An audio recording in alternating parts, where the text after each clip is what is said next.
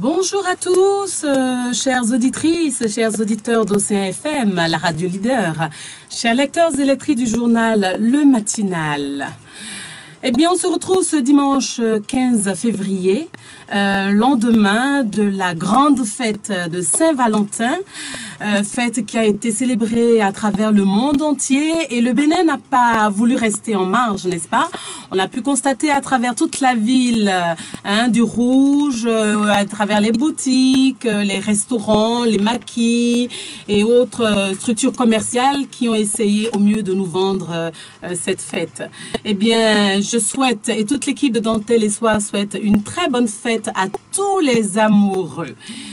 Et je vous laisse méditer sur cette citation de Françoise Giroud qui nous dit que l'indifférence est une infirmité de l'esprit et du cœur. Et Jacques Le Breton répliquera en disant également « La grande infirmité, c'est de ne plus aimer ou de n'être plus aimé. » Alors, chers auditeurs, chères auditrices, célébrons l'amour, vivons l'amour à chaque seconde, à chaque minute, à chaque instant. Car l'amour, ce n'est pas en un seul jour que ça se vit. Ça se vit tant qu'on respire. Eh bien, aujourd'hui, comme on l'a dit, 15 février, nouvelle diffusion de Dentelle et Soie. Et donc, le dimanche passé, nous avions abordé pour thème Femmes et cuisine. C'était avec Madame Rita Akora Akobi, la directrice générale du Maquis du Port. Et de cette émission, nous pouvons retenir, n'est-ce pas, que la cuisine devrait être un plaisir, une passion, voire une fierté pour la femme. La cuisine est un élément fondamental dans l'éducation d'une femme, et une mère qui n'apprend pas à cuisiner à sa fille, eh bien, elle est quelque peu défaillante dans son rôle de mère. Sachons garder également nos hommes, c'est savoir gérer non seulement leur bas-ventre, mais surtout leur ventre. Chères auditrices, imaginez un instant que vous soyez avec votre homme et qu'après des instants de plaisir, qu'il soit obligé d'aller voir une autre femme pour se nourrir. Eh bien, je pense que c'est vous qui l'aurez entraîné à une certaine forme de polygamie. Et pour finir, retenons que la femme doit éviter de donner procuration aux bonnes, parce qu'elles ne sont pas là pour gérer le foyer à notre place. Les femmes doivent prendre leur rôle en main et le prendre sérieusement. Alors, inutile de léguer votre rôle aux bonnes qui finissent par justement vous arracher vos hommes ou s'accaparer carrément de votre foyer. Et donc, évitons également de maltraiter les enfants d'autrui en pensant qu'on leur fait du mal ou qu'on protège nos enfants, parce que ce sont ces derniers qui profiteront le mieux de l'éducation féminine, de la cuisine qu'on aurait souhaité donner à nos enfants. Eh bien, aujourd'hui, 15 février, le thème que nous allons aborder cette fois-ci, eh bien, c'est femmes et infirmité. Et c'est avec Miss Espoir. Miss Espoir, bonjour. Bonjour. Voilà, nous rappelons que vous pouvez intervenir, chers auditeurs, chères auditrices surtout, puisque c'est de vous qu'il s'agit, c'est votre émission. Vous pouvez intervenir au numéro que vous connaissez déjà, à savoir le 65 00 24 24, 65 00 27 27, 65 00 28 28, et en direct sur le fixe, le 21 33 84 19.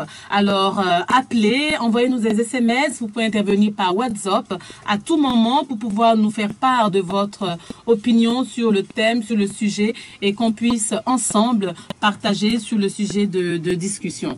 Alors, nous vous prions de respecter rigoureusement les 1 minute qui vous sont offertes pour votre intervention, afin que plusieurs personnes puissent intervenir aussi et que le débat puisse être assez fructueux. Eh bien, Dentelle et Soie, une émission de femmes pour femmes. Et nous avons une grande femme avec nous aujourd'hui, comme vous avez pu le constater.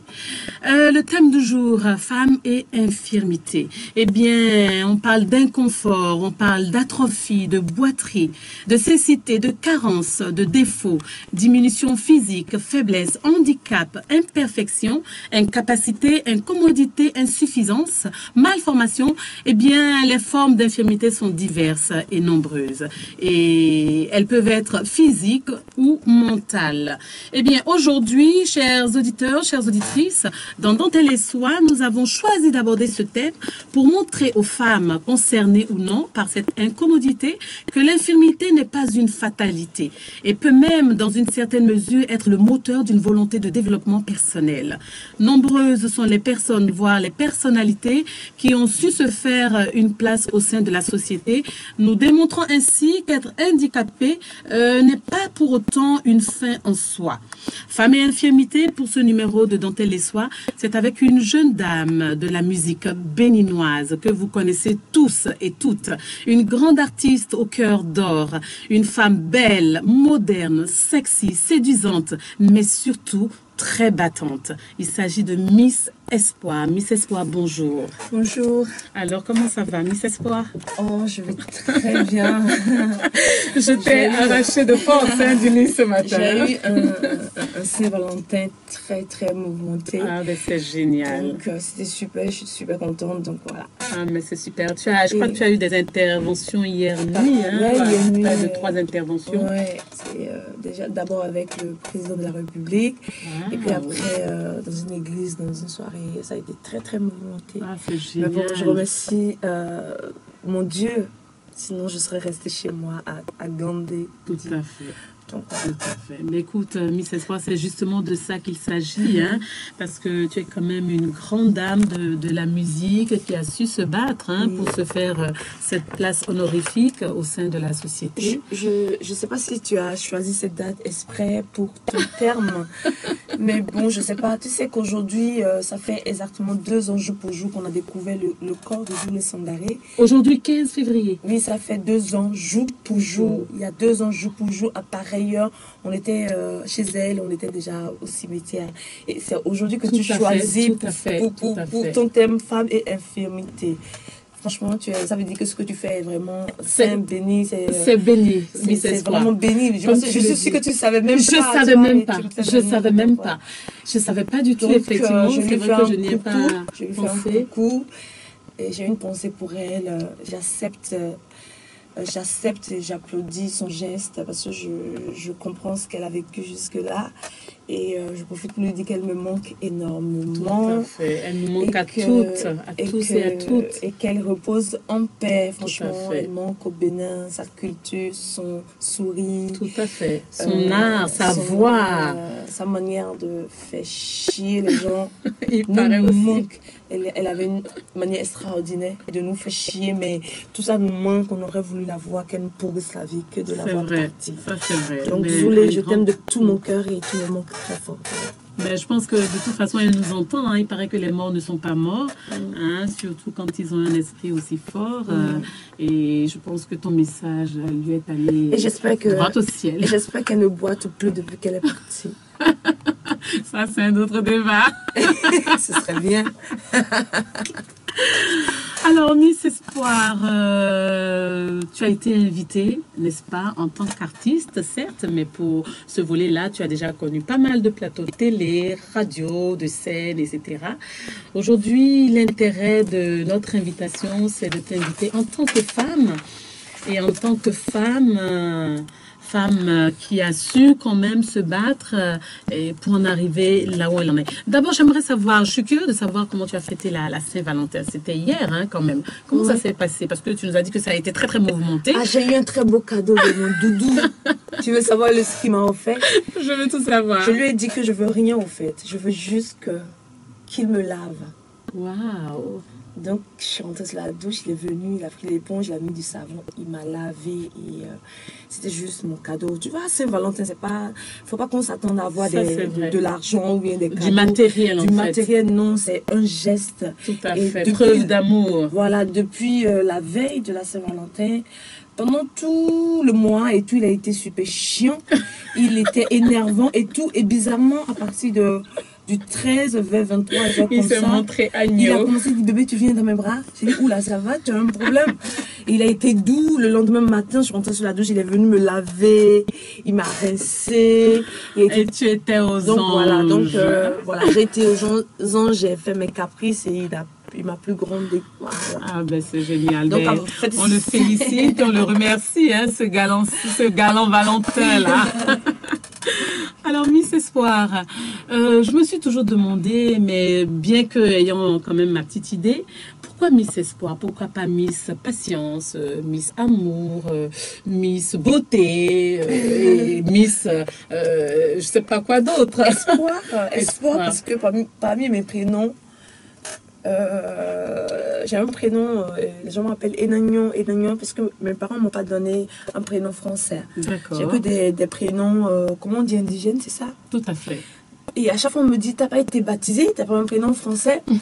Et puis un jour, ça m'a saoulée. J'ai dit, bon, ok, vous voulez un prénom français. J'ai choisi un de mes prénoms. Et je me suis dit, Enagnon, qui dit Enagnon espère, en fait. Quand tu dis Enagnon, c'est parce que tu espères avoir quelque chose. D'où espoir. Donc c'est mon prénom Enagnon que j'ai converti en français, qui veut dire espoir. Et Miss, après, c'est venu parce que mes amis m'appellent souvent Miss Espoir. Miss, ça va Miss et tout. Et tu le vaux bien d'ailleurs. Tu trouves? Ben oui, sans je pèse bien mes mots. Arrête, mais tu as la taille, tu as l'allure, et puis le style. Et puis arrête, tu me fais noircir. Donc voilà, Miss, c'est juste Miss, comme ça pour dire, voilà, Miss. Ah ben c'est bien trouvé en tout cas. Donc voilà, sinon, sincèrement, je déteste mon nom d'artiste. Espoir, je ne voudrais pas ce nom, je voulais mon autre prénom que j'aime beaucoup, qui est Omoloto, c'est mon prénom. Et j'aurais voulu avoir ce nom pour mon nom d'artiste et tout. Et les gens avec qui je collaborais m'avaient refusé d'adopter ce prénom. Parce que c'est pas très exportable. Je sais pas pourquoi ce qu'ils appellent. Franchement, j'aurais dû être têtue et tout. Non, mais il paraît que, en fait, les prénoms, les noms que nous portons nous suivent. Hein. Ah, et je suis sûre que si on m'avait laissé prendre Omoloto, peut-être que j'aurais eu Granny aux côtés de Angélique Kidjo. Oh, pas forcément. Peut-être que c'est Miss Espoir qui nous a amenés là où on est. Parce qu'on a espéré, on a tant espéré qu'on a abouti finalement. Aussi. Et en plus, Espoir aussi est super parce que ça m'a poussée à être celle que je suis aujourd'hui. Tout à fait.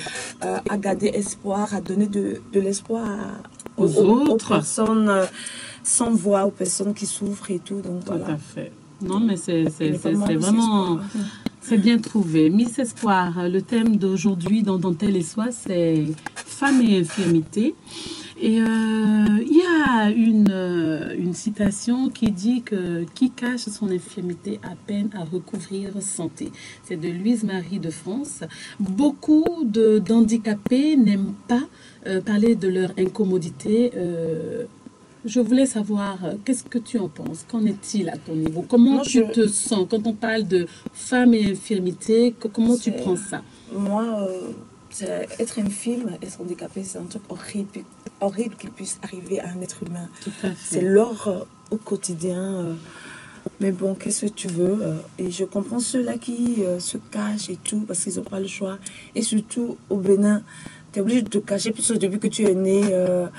quand tu as cet handicap, on te traite déjà de sec ou non. Genre, ton esprit est mort. Donc, tu n'existes pas. Si tu n'existes pas, pourquoi tu veux t'afficher?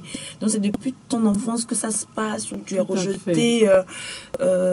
Tu peux... Voilà, quand tu as un handicap pour les gens, tu peux rien faire. Déjà, quand tu sors, on dit, oh là... la pitié, on te regarde avec pitié, tu peux rien faire, tu peux pas aller danser, tu peux pas aller au restaurant, il y a des tenues que tu peux pas porter, donc ça fait que ça détruit psychologiquement, tu es détruit. Donc je comprends ces gens qui se cachent. Donc il y a des personnes comme moi qui sont malades. Voilà, moi je suis une malade mentale un peu parce que j'ai refusé depuis que j'ai 5 ans que...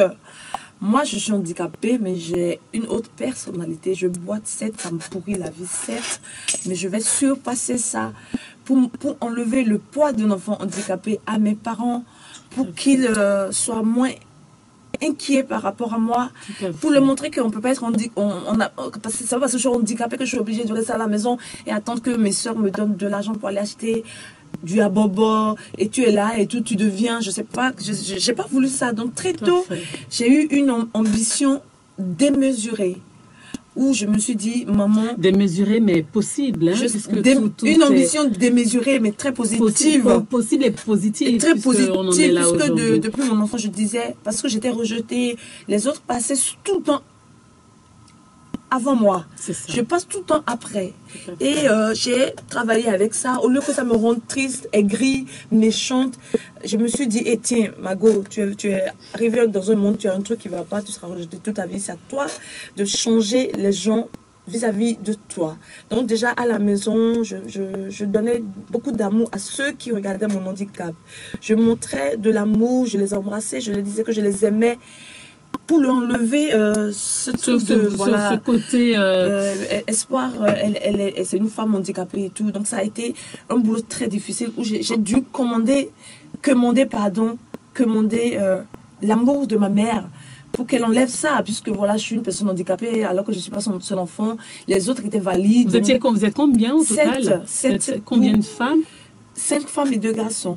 Et les autres sont Je suis la seule handicapée. Donc j'ai voulu travailler ça. Donc j'ai commandé l'amour de ma mère. Ça n'a pas été facile, mais j'ai gagné l'amour de ma mère. Alors quand tu dis commander l'amour de ta mère, c'est dire quoi? Au début, elle avait eu une aversion. Au début, elle était la première personne qui m'a insulté mon handicap. J'ai su que je suis atteinte d'une maladie parce que c'est elle qui me l'a insultée. Ça m'a blessée. Je me dis, écoute, c'est bon, tu n'avais pas qu'à être handicapée aussi, quoi. Maintenant, qu'est-ce qu'il faut que tu fasses pour marquer ta maman, pour lui enlever? Parce que si elle t'insulte, et j'ai dit, mais maman, pourquoi tu m'insultes? Elle me dit, je suis la seule femme qui puisse t'insulter cet handicap parce que c'est moi qui ai vécu ça. Quand tu boites, c'est moi qui boite. Donc, je suis la seule qui puisse insulter. C'était à quel âge, ça? J'avais 5 ans. Wow. Donc, je suis la seule qui puisse t'insulter cet handicap. Tu m'emmerdes. Donc, j'ai compris, ça m'a fait rire. Elle le disait de façon taquine ou c'était Non, c'était que je n'étais pas contente. J'ai gardé ça à 5 ans, j'ai gardé ça, mais je lui en ai parlé quand j'avais 10 ans. Que c'est elle, je me rappelle très bien que c'est elle qui m'a insultée. Il y a un nom que les gens prennent pour nous insulter, nous qui boitons, c'est Tanguieta. Donc, c'est ce qu'elle a dit. Mon manager m'a toujours demandé ça, je ne l'ai jamais dit. Qu'est-ce qu'elle t'a dit ta maman? Et le jour où elle a dit Tanguieta, et c'est là que je me suis dit, pourquoi Tanguieta? Je me suis renseignée et c'est là que j'ai su que je boitais. Parce que tu vois, quand tu es enfant, tu ne sais pas que tu as un handicap. C'est à 5 ans que j'ai su et c'est à travers elle. Et ça m'a révoltée et j'ai dit, ok, qu'est-ce qu'il faut que tu fasses? Soit tu détestes cette femme qui t'a mise au monde où tu l'aimes. Donc j'ai dit, ok, je vais lui enlever ce mot handicap, ce mot Tanguieta de sa tête. Et j'ai commencé par l'aimer, par lui retourner de l'amour, en fait. Maman, je t'aime, j'allais l'embrasser tout le temps. Et elle ne voulait pas. Ça a été difficile. Au début, elle trouvait ça bizarre que je l'embrasse, que je lui dise maman je t'aime, parce que les parents ici sont pas habitués à ça. C'est maintenant que les enfants peuvent dire je t'aime, leurs sentiments. Voilà. En fait. Et moi, pendant ce temps, je disais maman je t'aime. Quand à chaque fois elle est de garde, j'allais passer les gardes. Elle était infirmière d'État. Donc à chaque fois qu'elle était de garde, j'allais à l'hôpital avec elle. J'étais avec elle tout le temps. Au début, elle me chassait, mais elle trouvait ça bizarre. Mais parce que pour elle, c'était aussi comme une humiliation. Elle vivait ça comment elle aussi? J'en sais rien du tout. Mais je sais que j'ai pu gagner son amour parce qu'après, elle était devenue accro à moi. Elle était devenue la femme de ma vie. Arrête, tu vas me faire pleurer là, mais c'est tellement facile. Et j'ai su gagner son amour à elle. Après ça, il fallait convaincre les frères et sœurs. J'avais un grand frère, il était très dégoûté par cet handicap. Il avait honte de moi parce qu'à un moment, il avait parlé à la coépouse de ma maman que j'ai honte d'elle. Ton propre frère, mon grand frère a dit à la coépouse de maman que j'ai honte d'elle parce que avec son handicap, elle sort, elle est avec les gens, elle rayonne, mais lui, il aurait voulu que je reste cachée. C'est pour ça que je comprends. Voilà, c'est pour ça que je comprends tous les handicaps qui veulent rien faire. Au fait, vous voulez qu'ils fassent quoi puisque voilà. Parce qu'en fait, l'enfer finalement, c'est les autres. C'est les autres qui vous regardent avec un œil de pitié et qui vous empêchent d'évoluer. Quand j'ai appris ça, je suis allée lui dire, écoute, grand frère, aujourd'hui tu as honte de mon handicap, mais demain tu te laveras les mains pour me toucher. Parce que quand je serai grande, je serai tellement une grande femme belle, battante et tout. Et tu dis, une putain. Star. Et tu vas dire, putain, je ne mérite pas cette fille. Et tu vas te laver les mains pour me toucher. Et c'est ce qui se passe aujourd'hui. Il a du mal même à me voir. Ah, grand frère, j'ai gagné si toi. Donc, pour te dire que ça a été un combat. Wow. Et je suis tellement contente aujourd'hui que j'ai pu convaincre ma famille. Et après ça, arrivé un moment, il fallait l'école et tout. Donc, à fait. Comment ça s'est passé, justement, dans cette phase-là? Par exemple, j'ai pas été à l'école, j'ai pas beaucoup étudié. Parce que quand j'ai eu mon CEPE, maman voulait que je sois... Ah, tu as eu ton CEPE du premier coup? Non. Oui, mais tu l'as eu quand même. Je l'ai eu deuxième. Super. Je vais être franche. Non, mais c'est beaucoup, c'est donc, elle disait, il faut que tu fasses couture. Tu vois, quand tu es handicapée femme, tu dois avoir un truc de ta machine avec bras ou voilà, il faut que tu sois couturière et tout. Et je lui ai dit, à elle et à mes frères et sœurs que je serais la première à nourrir notre maman, à l'habiller, à la mettre dans une voiture. Waouh. Et ça s'est fait. Pignon même. Donc avec mon niveau CM2, arrivé à un moment, j'arrivais pas à atteindre ça parce que je passais tout le temps après les autres. Et là, j'ai décidé de partir. De quitter la maison. Ma maman et mes frères. À quel âge donc? Je me rappelle plus je crois à 17 ans. 17 ans. 18 ans, je crois. Et c'était pour quelle destination? Cotonou. D'accord. Donc je suis venue à Cotonou, j'ai eu un job. Alors tout ça se passait où du coup? Avant c'était à Vrancourt, où ma maman travaillait. Jusqu'à 17 ans? Oui, 17-18 ans. D'accord. Voilà. Après je suis venue à Cotonou, j'ai vendu de la loterie, le ticket de la loterie au bord de la voie, où j'ai été sans domicile fixe, où je trouvais des petits jobs et tout. Et ça n'a pas été facile, où tu sors, c'est les hommes qui veulent t'aider, ils veulent que tu dormes dans leur maison. Et quand tu dors, comme je suis vraiment radine, côté crac-crac, je leur dis non, ma foufoune, tu ne l'auras pas. Donc le lendemain, on te dit, bah, écoute, voilà, tu peux repartir. Donc à chaque fois, tu as un sachet de 50 francs que tu traînes. Et ça n'a pas été facile. Parce que je ne suis pas partie parce que ma maman n'avait pas à manger. Je suis partie parce que j'avais un objectif à atteindre. Et ça fait que j'ai atteint mon objectif en me battant. J'ai pu avoir du boulot. J'ai eu une formation en esthétique. Je faisais du boulot à domicile. J'ai fini mon apprentissage. J'ai commencé par gagner de l'argent. Et dans la famille, j'étais la première à commencer à nourrir ma maman, notre maman. Et j'étais la seule qui l'a mise dans une voiture parce qu'après, quelques temps après, elle était tombée malade, elle était atteinte d'un cancer. Donc il fallait un moyen de déplacement pour l'emmener à l'hôpital pour la chimiothérapie et tout. Et c'était ma voiture qui l'amenait. Du coup, là, elle était venue s'installer avec moi. Alors tu l'as récupérée d'Avrancourt? Non, elle est venue toute seule. Elle est venue toute seule. Qui a trouvé du luxe et qui va dire. Et donc là, c'était déjà quand Miss Espoir est devenue star en fait? C'est quand je suis devenue... j'ai commencé par devenir star. Je n'étais pas totalement star. J'ai fait maillot. Comment on en est venu à la musique? Comment on en est venu à la starmania? Au fait, dans mes petits jobs, dans mon moment de SDF, oui. J'ai débarqué dans une maison parce qu'il y avait Zénab Habib qui était dans cette maison. Parce qu'un jour, mon papa, père à son âme, regardait la télé. Et puis Zénab passait à la télé dans un truc avec... Dalmeda, Blue Dalmeda, je sais pas un truc. Lucky Dalmeda. Tout à fait. Mon papa regardait Zénab et elle disait putain, elle est belle, mais qu'est-ce qu'elle était? Je me suis tapé que des vilaines femmes. Et de Zénab, donc j'ai voulu chercher à voir la jolie bombe qui fait tourner la tête de mon papa. Tu es une femme de défi en fait, hein, tout le temps. Donc j'ai débarqué chez Zénab pour lui dire que tu es très belle et tout, non, j'aime ce que tu fais. Je ne sais pas ce qu'il a pris, il a pris ma main. Elle était en couple avec Alfred. Non, c'est bien après. Elle était en couple avec Alfred Quenom, qui était un saxophoniste et tout. Elle vivait dans la maison des Quenom à Guégamé. Elle a pris ma main, elle l'a amenée dans le studio de son beau-frère, qui était André de Berry Quenom. Et après, elle m'a emmenée chez lui et dit, ok, je te confie cette fille. Et lui, il m'a prise et il m'a dit, ça va, tu fais quoi? J'ai dit, je viens de finir mon diplôme en dactylographie. Il dit, d'accord, tu seras ma secrétaire. Et dans son studio, avant que les clients ne viennent au studio d'enregistrement, il voulait que je teste le micro avant que les clients ne viennent. D'accord. C'est toute une destinée bien tracée. Voilà, donc avant que les gens viennent... je teste le micro. Et pendant ce temps, j'étais... Et tu testais ta voix Et pendant ce temps, j'étais tellement triste qu'il m'a regardé et il a pris un stylo et il a écrit une chanson pour moi, pour que je chante. Mais tu étais triste pourquoi? Je sais pas. En fait, il y avait une certaine mélancolie. Dans la vie, quand tu vas mal, même quand tu te bats, dans ton sourire, dans quoi que tu fasses, il y a toujours... Une phase de tristesse. Il y a toujours ça même, voilà. Donc, ça se sent. et tout. Donc, sans tout savoir, il voit que je suis triste. Et il a composé une chanson pour moi. Et après, j'ai dû quitter son studio parce que monsieur aussi... André, je vais tout dire, comme tu n'es plus là maintenant. Mais on va quand même le... Hein, on va le protéger. Arrivé à un moment...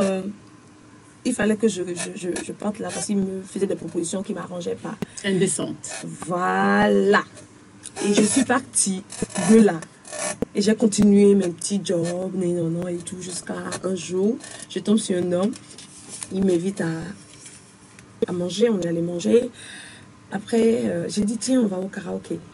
J'ai pris le micro, j'ai interprété une chanson. Là, au karaoké. Au karaoké, et ça lui a plu parce que c'était un monsieur, il avait fait de l'opéra. C'était un blanc ou un béninois? Un blanc. Un blanc. Béninois fait pas encore. Justement, c'est pour ça la question m'est venue. C'était un blond et voilà, et il a voulu réaliser à travers moi. Attends, je cherche le mot. Un rêve. Ah zut. Oui, son rêve d'enfance. Les parents ne lui ont pas permis de faire ça parce qu'il aurait voulu être artiste, chanteur de l'opéra. Et quand il m'a entendu chanter, c'est fini, il a commencé par me cocher. Et quand on allait au concert, au CCF et tout ça, par exemple, quand Zénab nous croise, il faut lui dire de chanter. Chaque fois, je l'emmenais chez des gens, il faut qu'elle chante. Et un jour, j'ai fait une chanson, c'est passé à la télé, les Béninois ont aimé. C'était laquelle déjà? C'était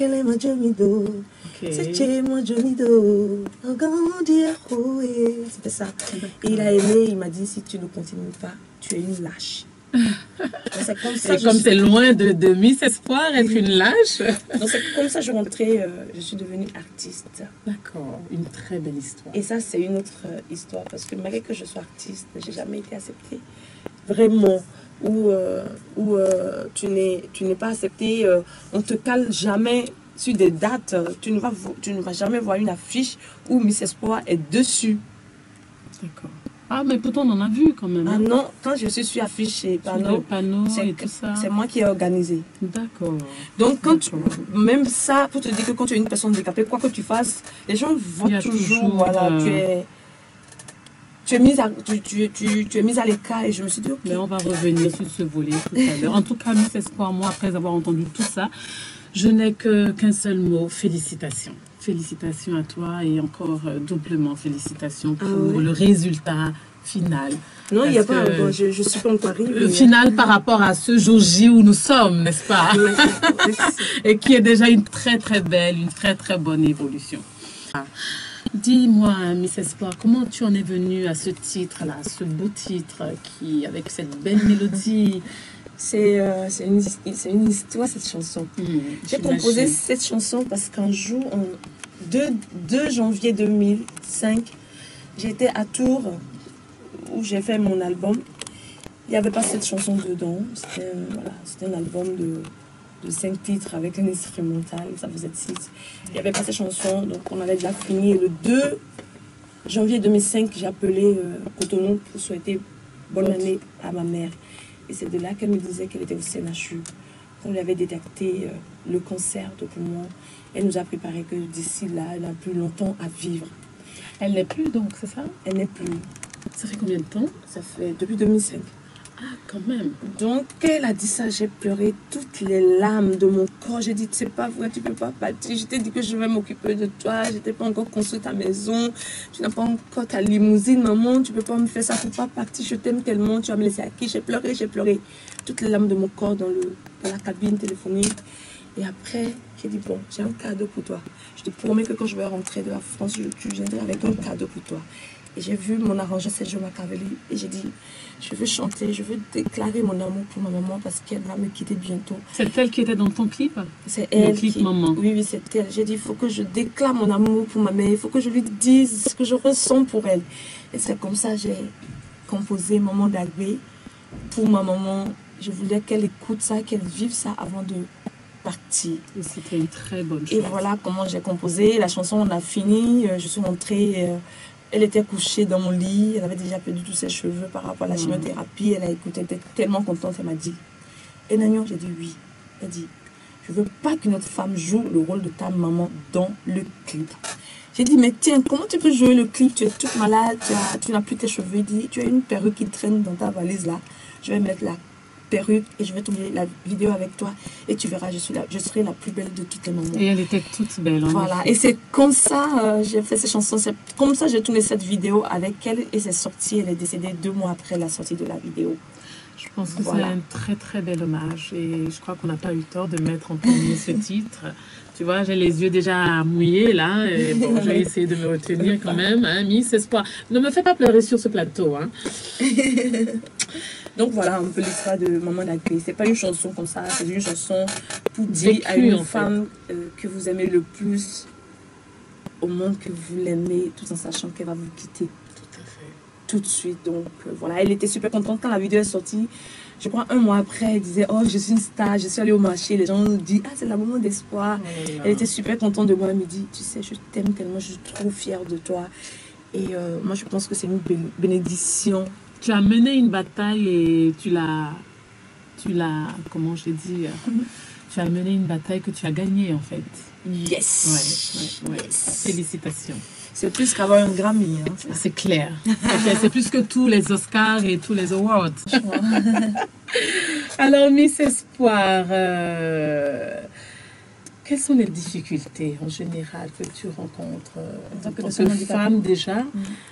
Je sais pas, moi j'ai du mal. J'ai dit ce mot pèse dans ma bouche quand il s'agit de toi parce que j'ai vraiment du mal à... il y en a beaucoup.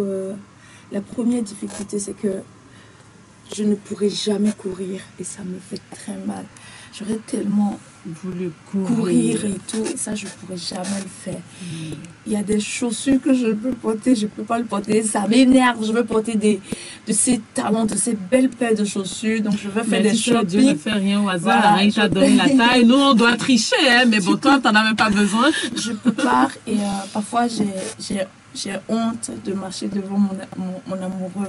À chaque fois, j'ai peur qu'il ait honte de moi, qu'il ait honte du fait que je boite. Ça me honte, ça me perturbe, donc ça me gêne, surtout vis-à-vis de lui, au fait. Donc, c'est pas facile, quoi. Voilà. Avec lui, j'ai l'impression d'être une monstre parce que j'ai une jambe plus fine que l'autre. Mais moi, je pense que s'il t'a choisi et qu'il est avec toi... Mais il me dit non, à chaque fois que je lui en parle, il me dit non, et moi, je pense que peut-être que c'est par pitié. Par pitié qui dit... mais bon, ça me gêne. Ça fait combien de temps que vous êtes ensemble, si ce n'est pas indiscret? 5 ans. Oh, je pense que si c'était par pitié, il serait déjà parti depuis. Oui, je pense. Donc, il y a ça. Et l'autre, il y a le fait que tu ne sois pas accepté quand on te rejette. Parce le que regard des autres, le regard, en fait. Surtout pour ton côté boulot. Ou quoi que tu fasses, tu es tout le temps passé. On te fait passer... Après les autres, au second plan. Mais là, ça fait mal, mais moi, en même temps, je dis, écoute, vous n'avez pas le choix. Vous me verrez toujours, je serai toujours là. Je travaillerai toujours, je ferai toujours pour vous donner le meilleur de moi-même. Le meilleur de moi-même pour vous faire changer d'avis par rapport à ça. Donc, voilà les difficultés. En gros. Voilà.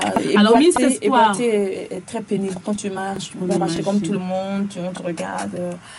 Mais bon, au fait, ça fait mal, mais en même temps, je suis par ça. Je me dis, j'ai une jambe plus fine que l'autre. Pour moi, c'est une chance d'avoir 2 différentes sortes de jambes. Donc, tu regardes celle qui te plaît. En toute chose, il faut voir ce qu'on peut prendre de positif. Celui qui veut la grosse jambe, il regarde la grosse. Alors, Miss Espoir en tant que femme, Miss Espoir en tant que femme, parce qu'on a vu la dernière fois le rôle de la femme au sein du foyer. On a vu que la femme était une épouse, c'était une mère, une ménagère. Alors, ces 3 fonctions, comment Miss Espoir les remplit-elle? Est-ce qu'elle est une épouse d'abord? Est-ce qu'elle est mariée? Je ne suis pas encore mariée. Pas encore. Voilà. Mais bimaritalement, tu fous. Faut m'apporter bague toi aussi. Faut m'amener bague. Vraiment, Valentino. Et puis je vais dire oui, Valentino, la bague là, elle est où? Je vais dire oui, je le veux. Je suis un peu de tout avec au foyer, au fait. Je suis en même temps sa maman, sa soeur, sa femme, son bébé. Je suis en même temps sévère, méchante, taquine, très très douce. Il y a un peu de tout. Un peu de tout. Miss Espoir est-elle mère? Oui. De combien d'enfants? D'un seul garçon. Waouh, quel âge? Il va au bac cette année. Waouh. Comme dirait ma fille, papa, super. Donc j'ai un grand garçon. On a un bachelier bientôt. Bientôt, Génial. Inch'Allah. Donc j'ai mon fils que j'aime de tout mon cœur qui est tellement fier de moi. Il me dit des choses. Il y a une semaine, je me dis, maman, tu es une femme unique. Je t'aime tellement. Tous mes camarades de classe sont fiers de toi. Ah, c'est génial. Il s'appelle comment? Il s'appelle Yann. Yann, quel âge? 17 ans. Waouh, ben, un petit coucou à Yann, hein, et félicitations pour notre bac qu'on a déjà en poche, hein, de toute façon. Il a qu'à étudier, hein, de laisser WhatsApp de côté, de laisser les filles et d'étudier. S'il te plaît, il faut avoir les diplômes que maman n'a jamais eu, s'il te plaît, mon bébé. Ça se fera par la grâce divine. Donc voilà, j'ai un... Et en tant que femme au foyer, ménage, est-ce qu'il y a des difficultés pour gérer la maison, l'entretien de la maison? Est-ce que ça se passe normalement? Oui, en tant que femme artiste, en tant que femme dévouée qui court, qui se bat tout le temps, on n'a pas, j'ai pas tout le temps le temps d'être vraiment la femme au foyer. Parce que le petit doit partir. Là, quand je suis avec toi à la radio et tout, et j'ai un défaut, je veux pas vous mentir. Et c'est depuis mon enfant, tu vois. Faire la vaisselle, là, c'est pas trop mon truc. Beaucoup de femmes n'aiment pas ça. Donc, nettoyer la maison, c'est pas trop mon truc. Et depuis mon enfance, maman me dit, mais allez, il cloque pas. J'ai dit, mais maman, pourquoi tu me déranges? Parce que je serai grande. De toute façon, comme je disais à ma mère, on aspire à être très riche. Voilà. J'ai dit, quand je serai grande, je vais prendre une femme de chambre. Voilà, tout simplement. Donc aujourd'hui, il y a Foussa, ma fille, à moi, ma soeur, mon tout, qui m'aide à faire le ménage, à balayer, à nettoyer 3 fois par semaine pour m'aider à le faire. Et parfois, moi-même, j'ai peur de faire certaines tâches parce que j'ai pas envie de glisser, d'avoir un accident et tout. Je voulais pas que ce qui est arrivé à Zoulé quelques semaines avant sa mort m'arrive à moi. Donc je fais très, très attention. Il y a des trucs que je ne fais pas parce que quand tu marches, tu peux glisser, tu peux faire des faux pas. Tout à fait. Facilement. Alors, Miss Espoir, moi, j'ai toujours fait, je profite de toi qui est avec nous sur le plateau aujourd'hui, et c'est quand même dans Tel Espoir. Hein. Dans Tel Espoir, on lève les tabous, on aborde des sujets sans barrière. Alors, Miss Espoir, je me suis toujours demandé avec des personnes qui connaissent une certaine incommodité, au lit, comment ça se passe avec son homme? Est-ce qu'on a mal? Est-ce qu'on a du mal? Est-ce que c'est compliqué? Est-ce que c'est chiant? Est-ce que... en tant que... non, j'ai une vie... Ça se passe normalement? Une vie sexuelle épanouie. Ça ne fait pas mal? On a pas mal dans les mouvements et tout ça? Non, je crois que pour moi, c'est un avantage d'être une personne handicapée. Parce que ton mari peut te tourner comme tu veux. Toi, tes jambes ne peuvent pas plier. Moi, j'ai des trucs surtout quand tu les accroches à son cou. Voilà, avec mes jambes, voilà, je suis souple au lit. Et sur ce côté... C'est un avantage. C'est bon, voilà. Génial. Ça se passe très bien. Et tout, sinon mon doudou serait déjà parti de... j'imagine, hein, c'est pour ça que j'ai demandé, parce que 5 ans quand même de vie en couple, c'est pas petit. Il y a des femmes tout à fait, je veux dire, en griffe normale, mais qui n'arrivent pas à garder leurs hommes pour quelques mois. Hein. C'est ça. Alors, et je suis une femme qui ne dit jamais non à son mari. C'est ce que je dis à toutes les femmes. C'est pas la peine d'être fâchée avec ton mari. Vous êtes mis ensemble d'abord pour faire crac-crac. Donc, à chaque fois ton homme vient vers toi, te touche, c'est un honneur pour toi. Ça veut dire que tu continues toujours par le séduire. Donc, que tu sois fâché avec lui ou pas, à chaque fois il vient vers toi, tu dois dire oui à ton mari. Tu ne dois jamais lui dire non. Tu ne dois jamais passer, je ne sais pas, 2 heures, 3 heures de temps sans parler avec ton homme pour dire ouais, je me fâche et tout ça. Ça ne sert à rien du tout. Vous êtes mis ensemble pour s'aimer, pour vraiment vivre en communion, en fait. Donc, si il y a un truc qui ne va pas, tu laisses tout tomber, tu lui dis chérie, c'est toi qui as raison, pour lui faire des câlins tout le temps. Ça ne sert à rien de dire non à son mari. Très bien. Au foyer. Voilà, donc, je ne lui dis jamais non quand il y a problème là. Bisous là, il fait toujours. Matin, midi, s'il faut se mettre à genoux, pardon chérie, c'est moi qui ai tort. Et je suis vilaine. Et comment j'ai pu te faire ça? Toi, mon mari, mon père, mon tout. Mon Dieu. Pardon, faut pas te fâcher. Je calme pour qu'il y ait quand même cette harmonie, cette atmosphère. Voilà. Donc du coup, à la maison, sur ce côté, tout va très bien. C'est génial. Voilà. Eh bien, Miss Espoir, dans Dentelle et Soie, c'est aussi des rubriques, dont notamment la rubrique santé et beauté. Et aujourd'hui, nous allons parler des vitamines. On entend couramment le nom de ces vitamines sans forcément en connaître les vertus, les caractéristiques. Et donc, nous avons décidé aujourd'hui d'en parler un tout petit peu et elles sont nombreuses. Et au total, nous avons 13 principales vitamines que sont la vitamine A, la vitamine B1, la B2, la B3, la B5, la B6, la B8, la B9, la B12, la C, la D, la E et la K. La vitamine A est très antioxydante et joue un rôle dans plusieurs fonctions de l'organisme. Elle favorise une bonne vision et la croissance des os. Elle préserve la santé de la peau et protège l'organisme contre les infections. On la trouve notamment dans les légumes. La vitamine B qui se subdivise en plusieurs vitamines, à savoir la B1, la thiamine, qui est nécessaire à la production de l'énergie et participe à la transmission de l'influx nerveux ainsi qu'à la croissance. On la retrouve notamment dans les produits céréaliers. Nous avons également la vitamine B2, la riboflavine, qui est une vitamine qui joue dans la production de l'énergie également. Elle sert aussi à la fabrication des globules rouges et des hormones, ainsi qu'à la croissance et à la réparation des tissus. On la retrouve également dans les produits céréaliers. La vitamine B3, de nom chimique niacine, qui contribue à la production d'énergie. Elle collabore également au processus de formation de l'ADN, matériel génétique, et permettant ainsi une croissance et un développement normal. On la trouve également dans les produits céréaliers, à grains entiers ou enrichis, le poisson, etc. La vitamine B5, l'acide pantothénique, surnommée vitamine anti-stress. Cette vitamine, eh bien, mesdames, participe à la fabrication et à la régularisation des neurotransmetteurs, des messagers de l'influx nerveux, ainsi qu'au fonctionnement des glandes surrénales. Elle joue un rôle dans la formation de l'hémoglobine également, et de la peau et de la muqueuse. On la retrouve dans la viande, dans les céréales de son, le saumon, morue, les œufs durs, les graines de tournesol et j'en passe.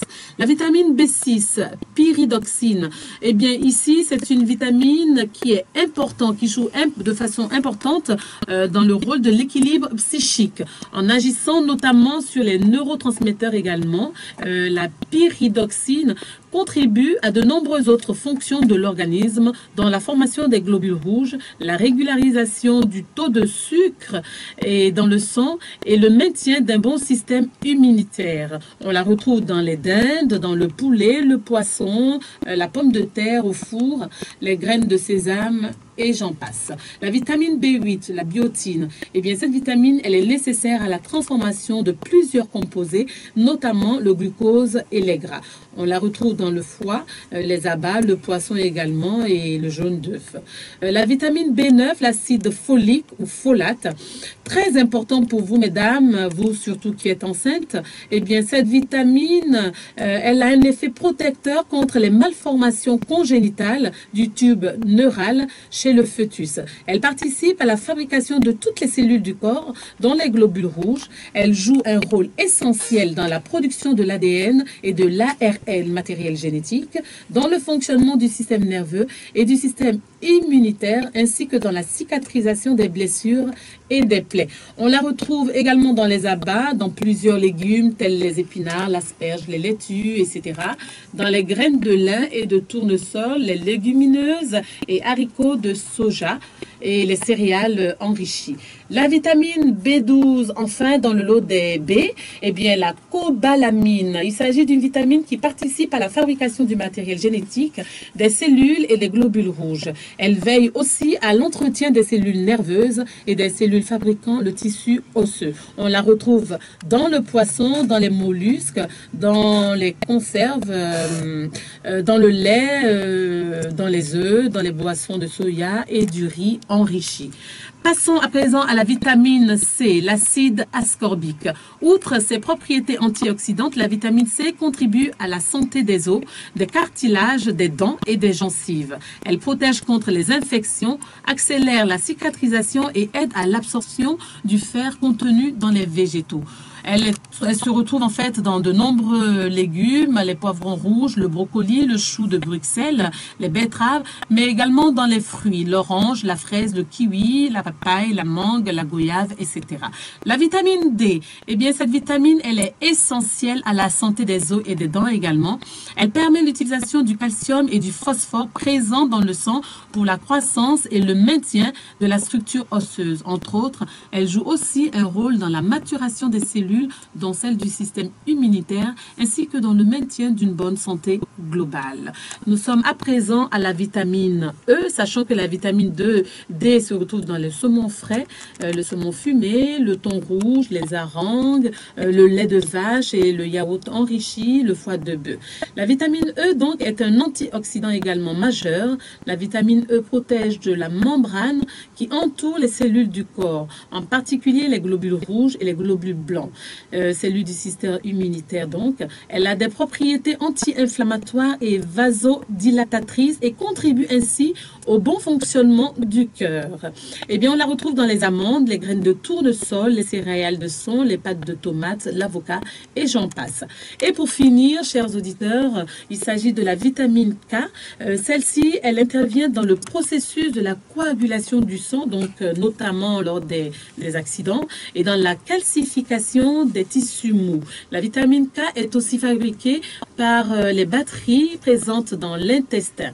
Et on la retrouve dans les légumes verts, tels les épinards, les choux de Bruxelles, le brocoli, l'asperge, le haricot vert, les petits pois, mais également dans les fruits tels le kiwi et les algues. Voilà en gros les vitamines dont nous entendons souvent parler, mais que nous ne maîtrisons pas toujours, et qui interviennent aussi bien dans notre santé que dans notre beauté, n'est-ce pas? Nous avons souvent vu dans des produits esthétiques où on nous parle de vitamine E, de vitamine A, etc. Donc ces vitamines interviennent de beaucoup dans notre organisme et on les retrouve dans des produits aussi bien naturels qu'à travers des compléments alimentaires. Miss Espoir, ça va? Très bien. Génial.